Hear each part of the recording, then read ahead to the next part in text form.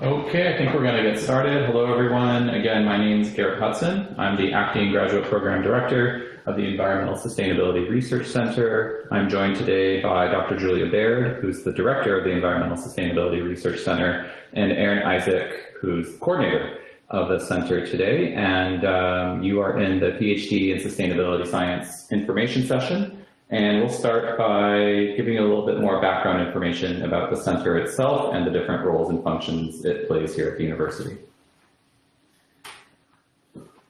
Okay. So welcome, everyone. We appreciate you taking some time to be here today. The Environmental Sustainability Research Center, if you have been on the Brock campus, you may or may not have seen us. We are the little farmhouse kind of on the edge of campus. You can see us in the photo there. And that's where we're streaming from today. We've been here since 2017. And the Research Center really is a kind of a unique entity on campus. We bring together faculty from all kind of disciplines and perspectives to or around a shared interest in environmental sustainability. So we call ourselves a transdisciplinary community, and what that means is that we bring these very diverse disciplinary perspectives to the same topic of environmental sustainability, and that we also work beyond just academia. So we engage with many non-academic partners, organizations, governments, and others that are likewise interested in environmental sustainability, and our work tends to be problem-focused and solutions-oriented. While we are called a research center, we host a number of academic programs as well. We have an undergraduate minor in environmental sustainability, and then we have a master's and PhD program. Today we're here to talk about the PhD program. It launched in 2022, so it's still relatively new, but we have several students in the program already, and we can tell you a little bit more about them as we move through this information session. Yeah, maybe that's good for that one. Great, thanks, Julia. So the PhD in Sustainability Science is the only sustainability science PhD program in Canada. We have diverse faculty and student research areas, as Julia mentioned. Funding packages are guaranteed for full-time students, and applications are due January 13, 2025. Students in the PhD in Sustainability Science program will complete the following components to earn their degree: 2 terms of core and elective coursework, 1 term of preparing and defending a comprehensive examination, 1 term of a research proposal development, and 8 terms of writing, submitting, and preparing to defend your doctoral dissertation. The PhD program is designed to be completed in 4 years or 12 terms, and students who complete these requirements will earn the title Doctor of Philosophy. This slide shows you the way PhD students progress through the program. Again, terms 1 and 2 are core and elective coursework completion. Term 3 is focused on completing your comprehensive examination. Term 4 is focused on preparing your research proposal. Terms 5 through 11 are focused on dissertation writing, and term 12 involves completing necessary dissertation revisions and completing your defense. I'll hand it back over to Julia to talk about faculty, research, and student life. Yeah, thanks. As I mentioned, we have very diverse faculty interests represented in the center. The 3 people that you see on the screen there work in kind of ecosystem restoration, agriculture, biology for Dr. Liette Besser. Dr. Marilyn Carey is a geospatial scientist, and Dr. Todd Green is in the business school and is interested in corporate social responsibility. And that's just an overview of 3 of many, more than 20 faculty that are affiliated with our center. And so we encourage you to check out the website for our center to see what our faculty do and where your research interests may align with ours. For the PhD program, as part of the application process, we require that applicants contact faculty members and secure a supervisor and principal before you apply to the program. That's really important to know. So a good place to start, as I said, is the website, and reaching out to faculty that you think where your research interests overlap with their own. Faculty have varying capacity to take on students, so that's something to also be aware of. Yeah, so that's kind of how that process begins for application. Okay, so I promised that I would talk a little bit about some of our students. These are two students who started in, I think, our first cohort of PhD students for our center. Nori and Shannon. Nori's research is focused on climate change impacts on coral reefs and coastal communities.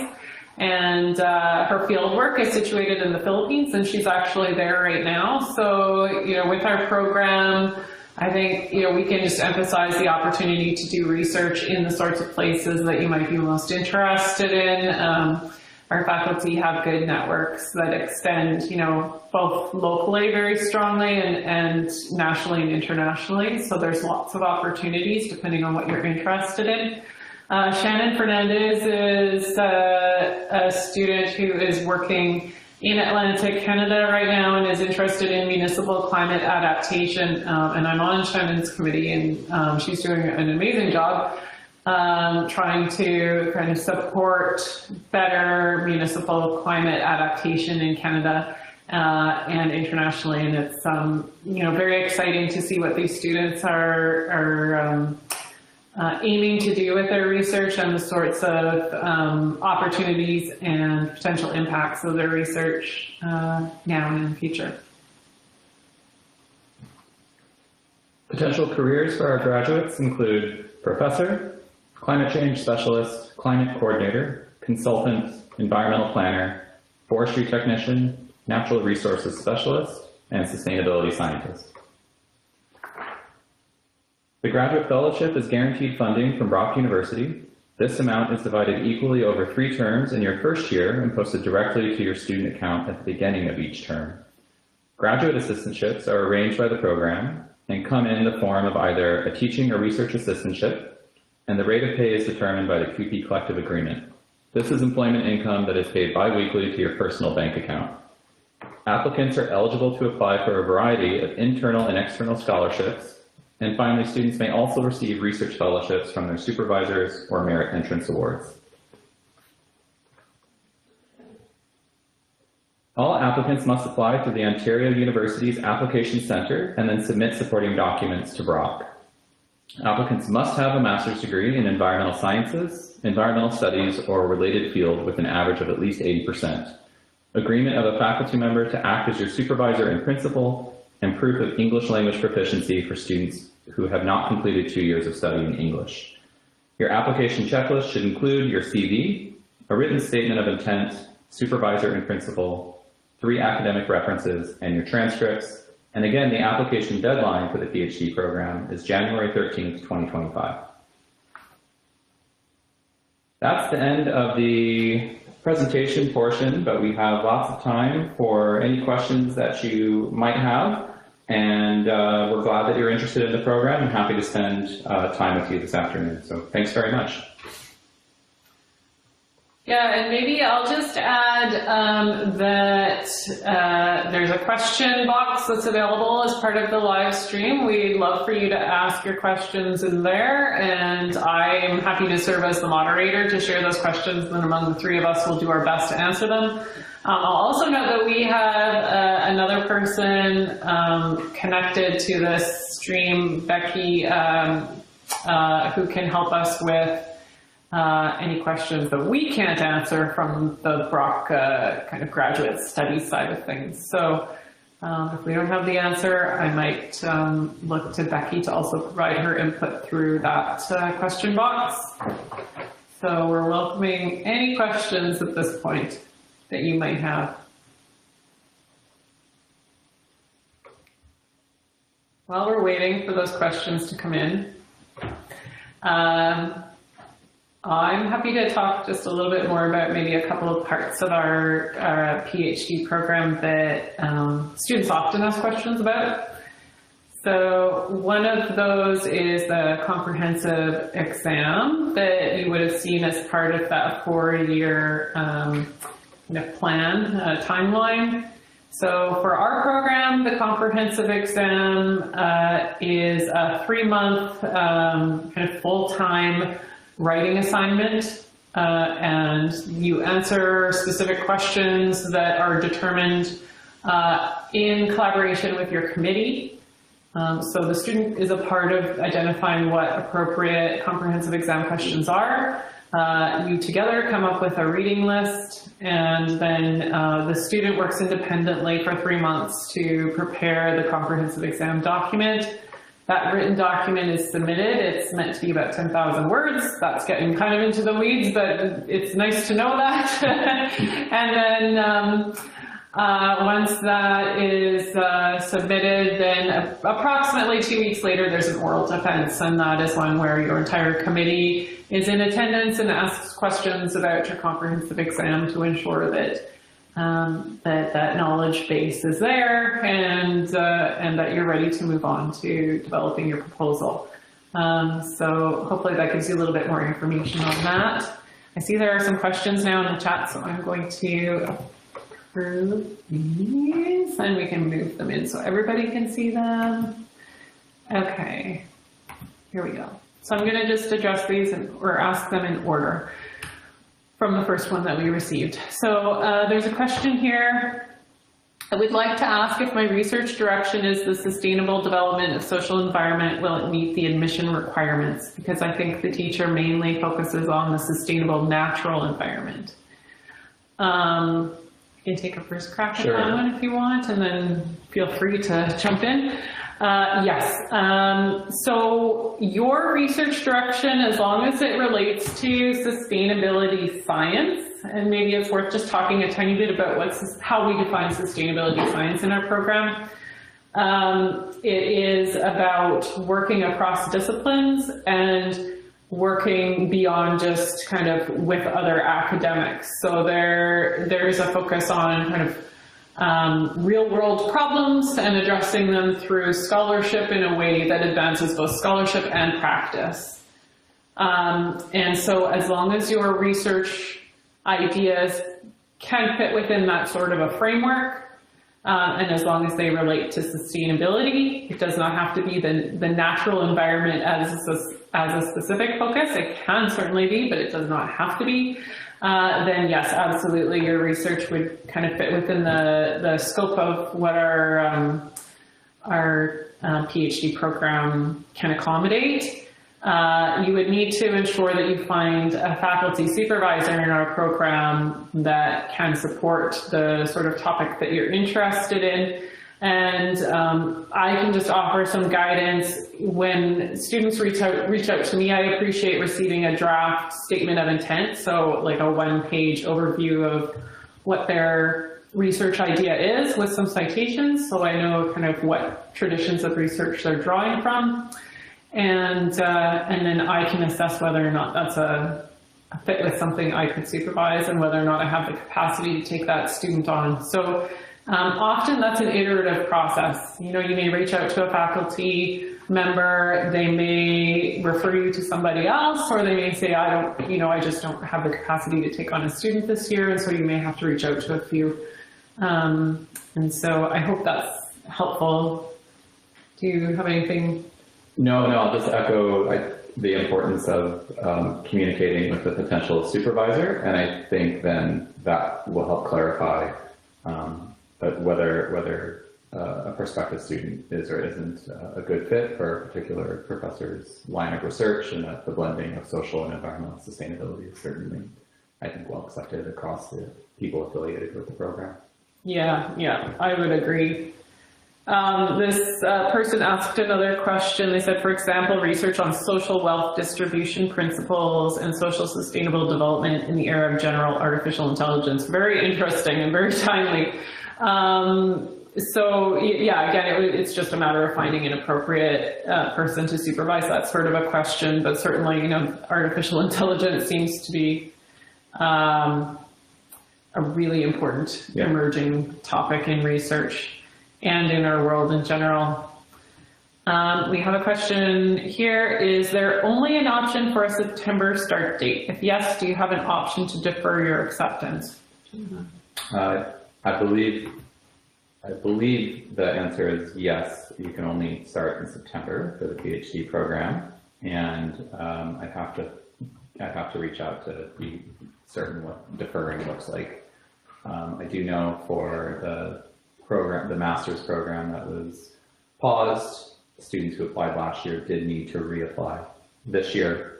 So I imagine it would be the same thing for a PhD applicant, but we can certainly reach out and find out definitively the answer to that question. Yeah, agreed. I know that there sometimes are options to defer to a year later, but I don't believe there's an option to defer to another time of year as a start date. So if you want to send that question to the ssci@rockyou.ca email address, we can correspond with you directly about that question and just ensure that we have, up-to-date information, because policies do change institutionally over time too. So I think we've given you our best guess based on past information, but if you send us an email, then we can confirm with the relevant people. And Erin will be your first point of contact through that email.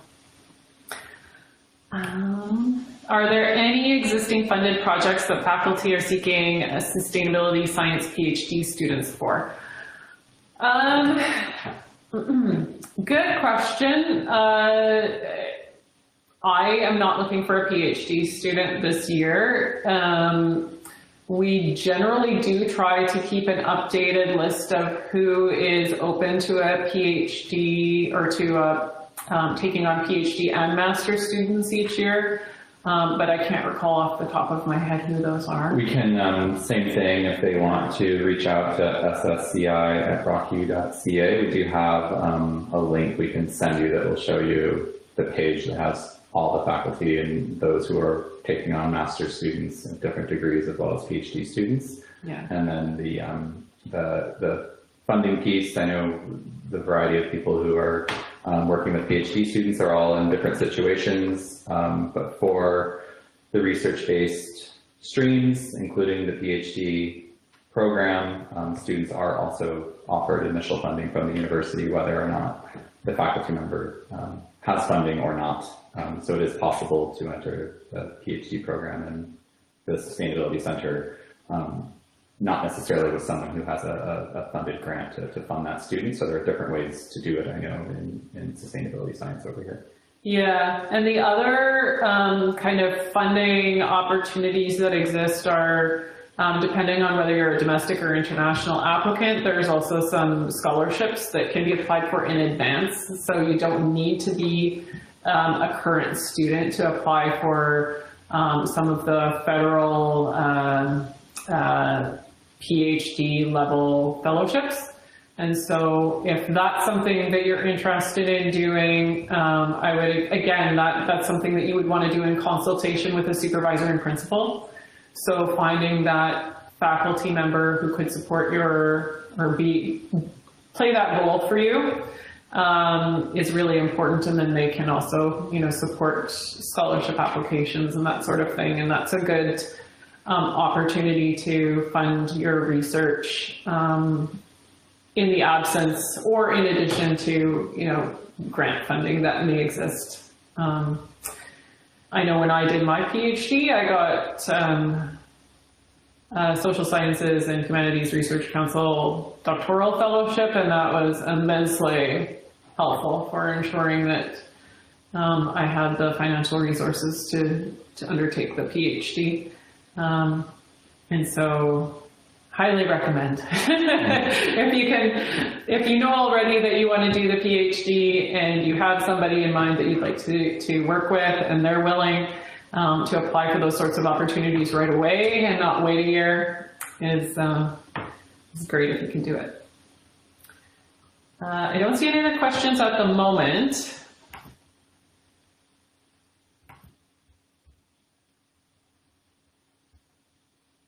We can leave it open for a little while longer.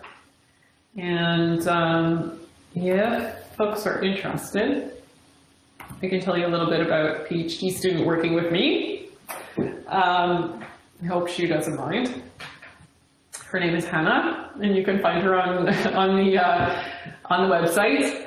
Hannah came in to this program in September 2023. What is it now? Yes, September 2023. Time passes quickly. And was interested generally in kind of like water resilience, the sort of work that I do. We had some really nice discussions about some of the other research I was doing on empathy, and what she ended up doing was kind of marrying these interests in a way that was unique to her. She came in also with an interest in arts-based methods for research. And so one of the exciting things that happens with PhD students is that you get to kind of bring your own research interests into an existing project or to define your own project, and your supervisor really acts as kind of a guide through the program and a guide in terms of learning the scholarship that's relevant to you.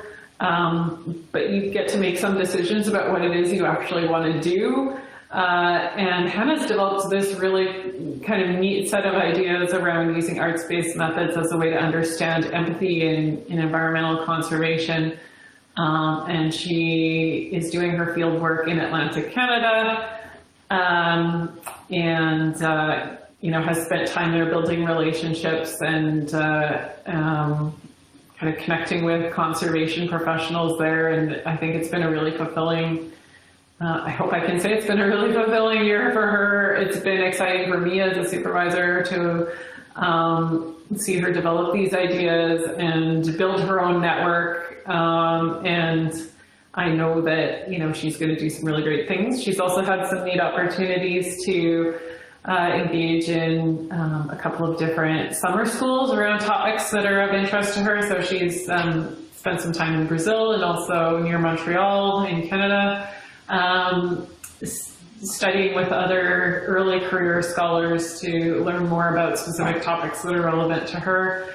She presented in a conference in Montreal this past summer, and it was very well received. And these are the sorts of things that, for every PhD student, it's going to look a little different depending on what faculty member you work with and what your topic is and where that work takes you. But I think Hannah's had a pretty exciting first year. She also hosted a film screening in St. Catharines it's a film about the place that she's working in, and she wanted to bring some of the ideas and issues here and build awareness, and that was a really neat experience too. So yeah, just to share a little bit about one student that I happen to know quite well. Okay, we've got a couple more questions here. I'm just going to move these so that others who are watching the stream can see them. There's a question, what are the average class sizes? Well, do you want to? I feel like you probably have a better sense than I do. Yeah, so our PhD and master's courses generally run together, and that's because our PhD program is quite small. Our cohort is 3 to 4 students per year coming in, and you do all your coursework in the first year. And so if it was just, the 3 or 4 of you, that would be a very small class. And so we run our master's and PhD courses generally, like the core courses, together. And so you could expect, in past years, it's been somewhere between 12 and 15 people per course. Depending on the electives you choose, those may vary, but none of them will be very large because you're doing all kind of PhD level coursework and they tend to be quite small. We are a program that is, I guess, relatively small, and we like it that way. We think there's important benefits that come with being small but beautiful.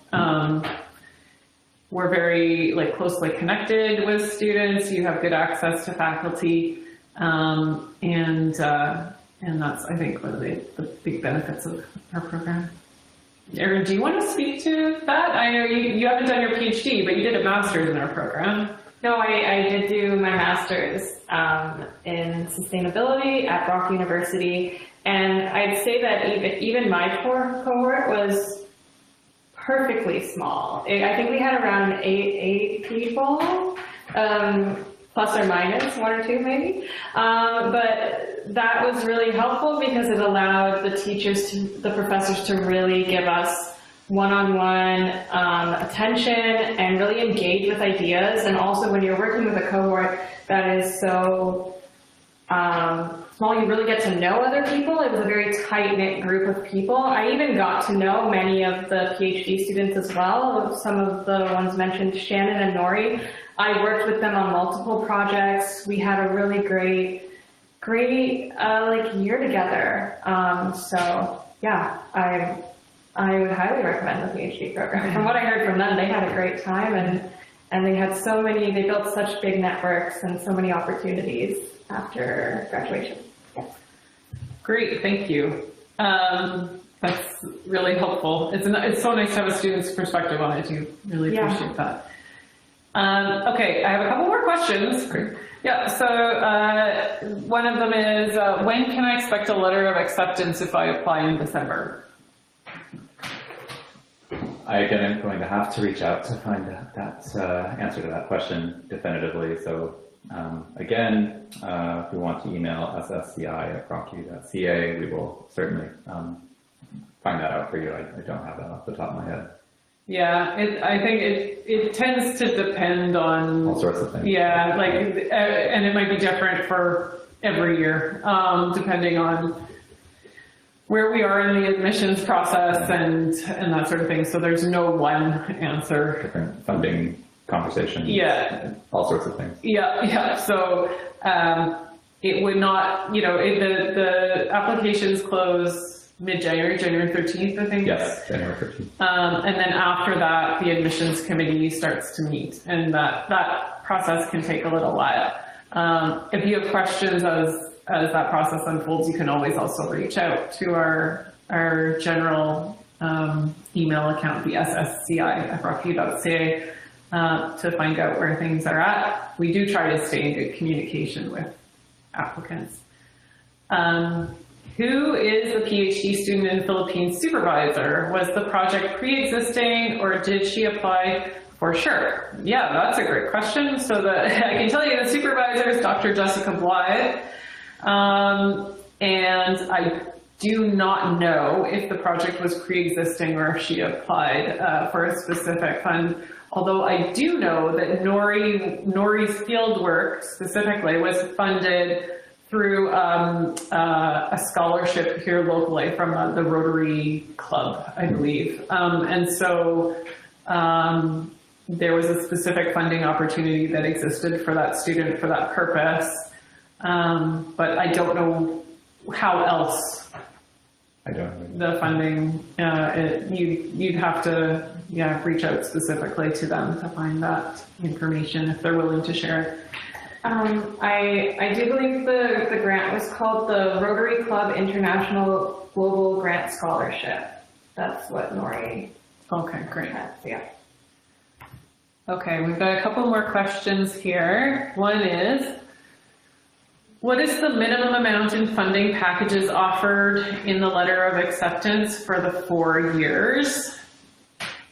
I think, I'd have to defer to Becky. Yeah. So there is a fellowship that's offered to PhD students each year that in your funded period. So your funded period would be 4 years. It depends on whether you're a domestic or an international student. And I don't know the amount off the top of my head. And it may vary. What existed in the past may be slightly different for the year coming up, so I would hesitate to put a specific dollar amount on that, but maybe Becky, if you're out there and you're listening and you want to provide a better answer than we can right now to that, you could also go to the Faculty of Grad Studies and Postdoctoral Affairs website. The acronym is FGSPA. I think you can just also email gradstudies@brockview.ca. I think so. Okay. I see Becky sent me something. Hang on. Just 1 second. Okay. Here we go. Thank you, Becky. She sent me something here. So for the PhD, what's posted on the website for the 2024-25 academic year, so be aware that that's the current year and not the year you'd be admitted. Domestic students receive a graduate fellowship of $14,000 per funded year, and international students receive $20,500 per funded year. And then on top of that, there's an assistantship that you can receive, or you're entitled to, either a teaching assistantship or a research assistantship, depending on what's available.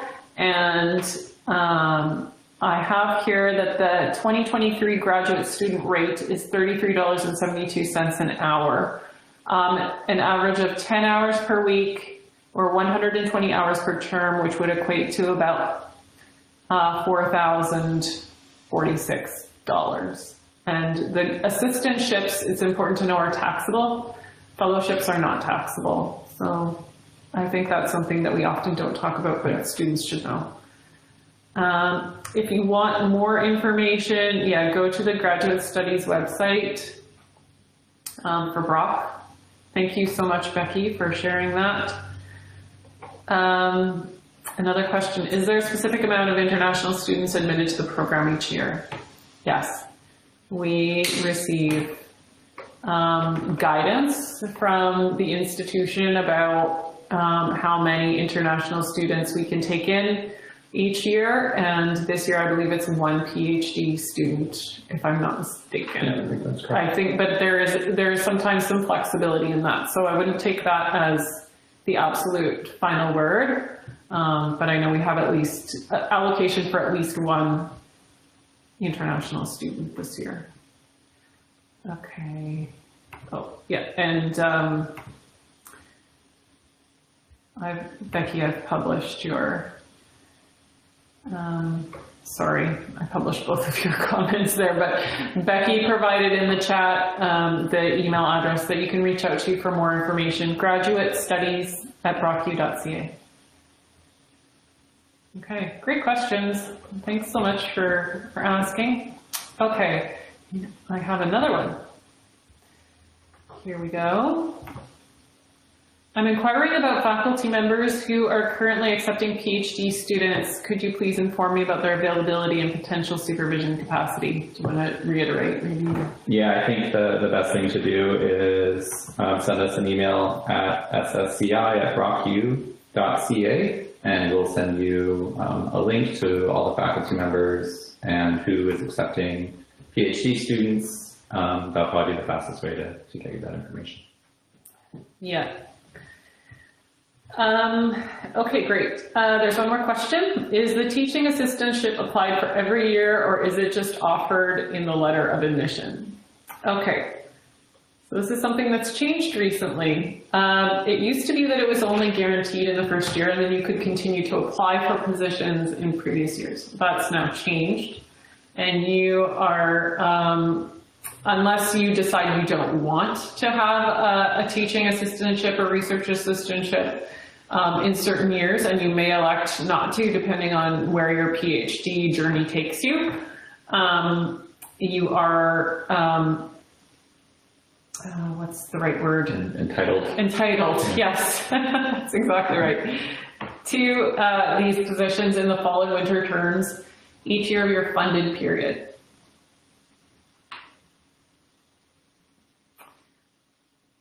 Okay. We welcome any more questions you have. But there's nothing pending at the moment.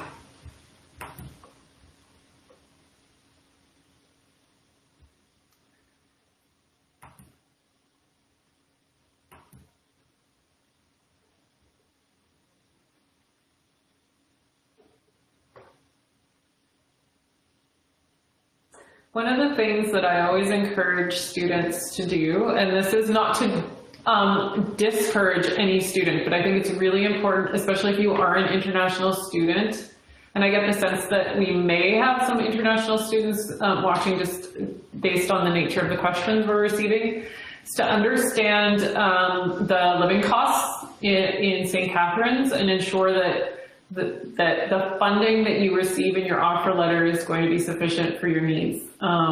Because sometimes there can be challenges, or the cost of living may be different than you anticipate. And so just doing your homework and making sure that you understand, and I think there's some information even on the Brock website about average living costs for students, to just be aware of what those are. Okay, there's a question. Here we go. I'm just going to approve these. Okay. Is this the link for the faculty that are accepting PhD students? Let me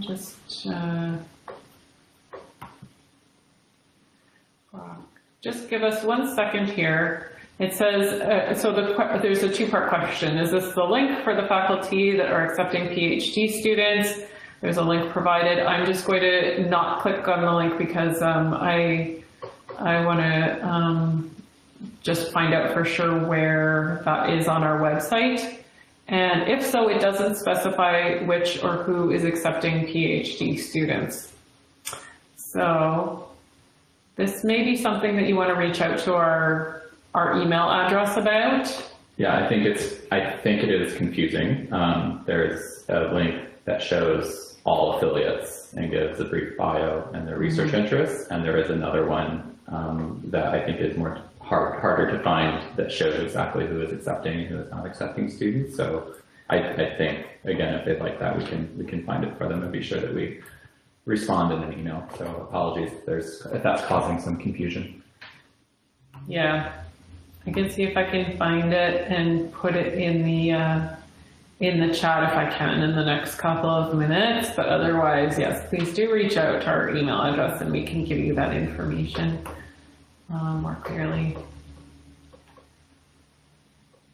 Let's see if I can find it real quick. Or if you can find it, Erin.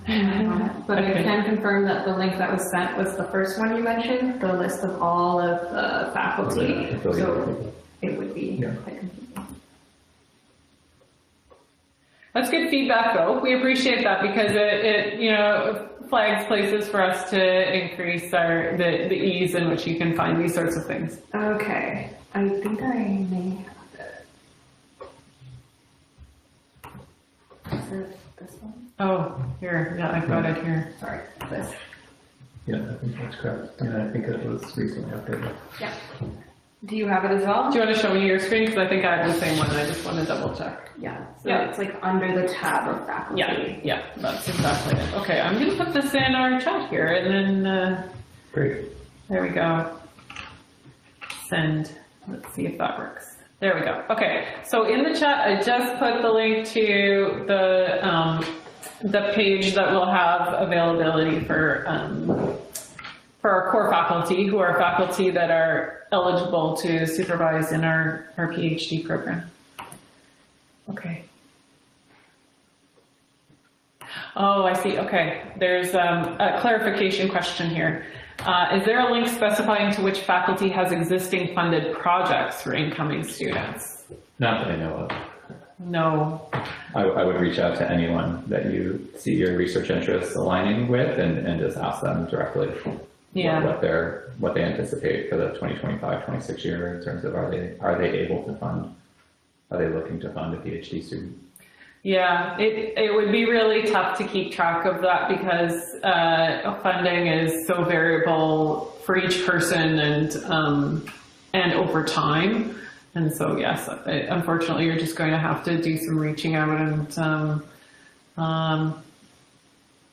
investigation.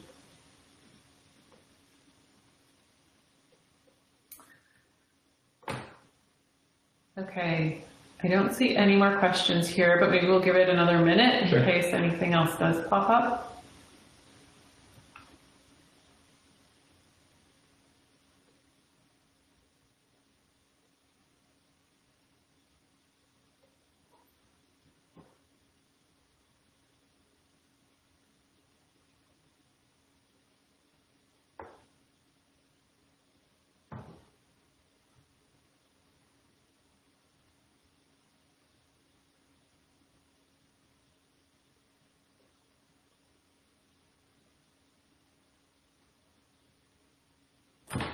I'm just thinking there could be another, let's see.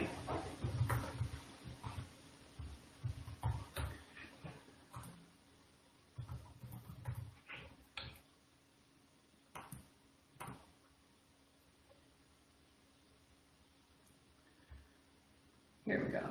So if you're interested, I was just thinking, like, what other resources could we share with you? Oops. One of the things I'm thinking about is that you may be interested in reviewing some of the previous seminars that we've held as part of our graduate programs to understand the range of topics that we cover. There's a transdisciplinary seminar that runs, it used to run bi-weekly over the course of the first year. Now it will just be in the winter term and weekly. Regardless, it's the same sort of content. We try to bring in a range of speakers that have different perspectives on environmental sustainability and talk about their work. And it's I think, a really engaging series. And there's previous recordings from all of those seminars. So if you're interested in seeing a little bit more about the sorts of topics we cover, I've put the link in the chat box, and you can take a peek at some of those if there's ones that are interesting to you. And that'll give you a little bit more of kind of the content side of our courses, and to learn a little bit more about some of the faculty also that are affiliated. Okay, I'm not seeing any more questions. Final questions, going once, going twice. As soon as I click end stream, I'm going to see one. I know it. That's what happened earlier at the master's session. Well, again, if you have other questions, please email ssci@brocku.ca. And we thank you for joining us today. And we know this was a lot of information, so as things come up, please do reach out to us, and we'll do our best to answer your questions as fast as we can. And we're excited that you're interested in the program, and thanks again for joining. Yeah, thanks so much. See ya.